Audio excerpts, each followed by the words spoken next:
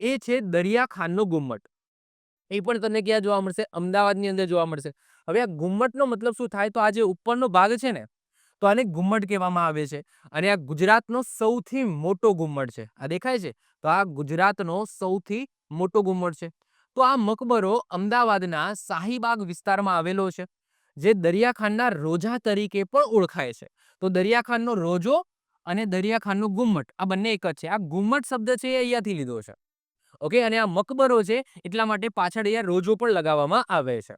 આ મકબરો મોહમ્મદ બેગડાના અમીર દરિયાખાન દ્વારા ઈસવીસન 1453માં પોતાના માટે જ રોજો બનાવડાવ્યો હતો. દરિયાખાનનો ગુમ્મટ એ ગુજરાતનો સૌથી મોટો ગુમ્મટ છે, જેની અંદર તમે જોશો ને કે 6 ગુંબજ તમને જોવા મળશે. આ ઉપર એક મોટો છે અને અહીંયા તમને નાના નાના 5 ગુંબજ જોવા મળશે. તો ટોટલ વાત કરીએ તો ટોટલ 6 ગુંબજ અથવા તો 6 ગુમ્મટ છે. ક્લિયર?